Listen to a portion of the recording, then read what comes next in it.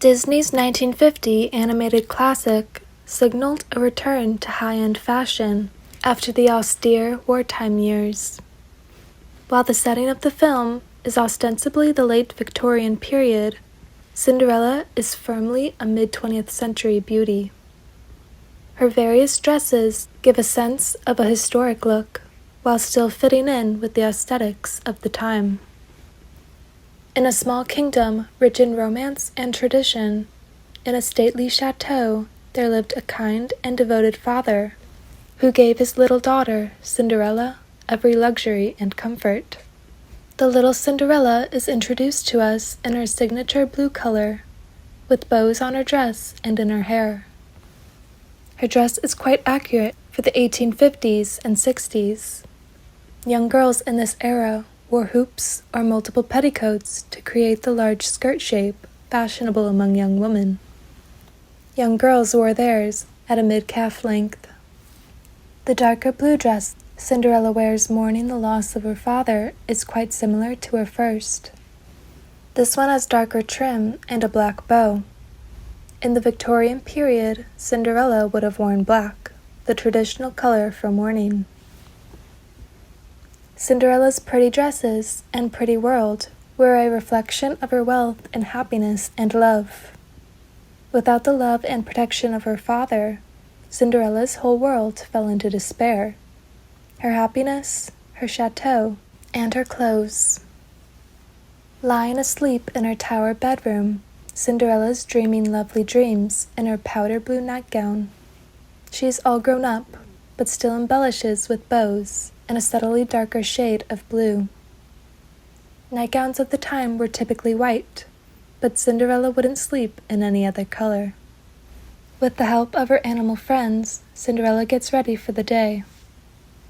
Now forced to be a servant in her own house, picked out for her is a light blue underblouse, dark brown overblouse, brown mid-length A-line skirt, and on top a white apron tied in back at the waist. 1940s aprons frequently featured an attached bodice, but waist-down aprons were also used. Her ballet flats are also a 1940s addition. To go outside to feed the chickens, she ties a handkerchief around her head, a staple in the 1940s and 50s. Anxious to wet off his son, the king decides to throw a ball, which, on royal command, every eligible maiden is to attend. This includes Cinderella, that is, if she can find something suitable to wear. Little does her stepmother know, tucked away safely in a trunk in her room, Cinderella has kept one of her mother's dresses. A pink and white gown with bow trim. It's a little dated, but nothing Cinderella can't fix. Picking out a design from her sewing book, she'll have to shorten the sleeves, add a sash, ruffle, and something for a collar. But with the stepsisters calling, the dress will have to wait. With all the work she has to do, she'll never get the dress done, unless she has some help. While the sewing is left to the woman, the men mice hunt for the trimming. They find a sash Anastasia wouldn't be seen dead in, and beads Drusilla is sick of looking at. At the stroke of 8, the ball has begun, and the carriage is ready, just in time for Cinderella to rush down the stairs in her new dress. Noticing she's wearing some of their discarded pieces, in a jealous rage, the girls tear her dress to shreds. Cinderella is heartbroken, but she hasn't lost faith, and because of this, her fairy godmother appears. Taking into account her size and the shade of her eyes, with a bippity-boppity-boo, Cinderella's dress transforms from rags into a beautiful ball gown, a symbol of her character's prevailing in her beauty. The fairy godmother is a portrayal of Christian Dior, representing him returning glamour to the world of fashion. And the ball gown was inspired by a 1950s Dior gown. Dior's new look was essentially a revival of the 19th century hourglass figure, a nipped-in waistline and a very wide skirt. Sparkling silver and white, the dress looks as if it was made from the magic dust that created it. The gown's wide skirt appears to have been created through the use of petticoats without a hoop. Her long, opera-length gloves were popular at various points in the 19th and 20th centuries. The general rule was, the shorter the sleeve, the longer the glove, and vice versa. Chokers have also been worn in many eras, most notably the mid-18th century, and from 1850 through to the 1910s.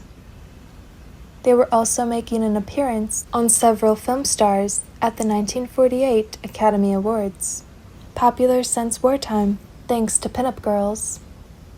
Another 40s American addition was Cinderella's headband, to complement her historically accurate 1890s updo.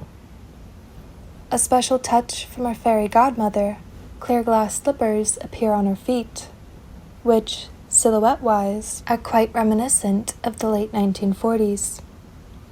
The belle of the ball, Cinderella cannot help but steal the show and the heart of Prince Charming, which, to the delight of his father, means wedding bells in the future.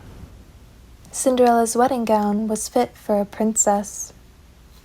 The long sleeves and large skirt are very Victorian, while still being true to 1950.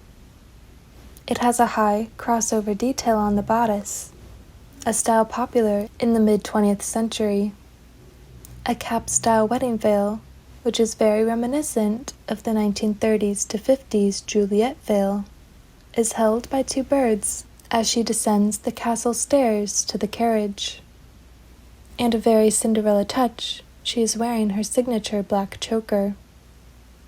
Walt Disney's Cinderella was the ultimate fashion dream, a fairy tale of how one outfit, and even more so, one shoe, transformed the life of a young woman forever.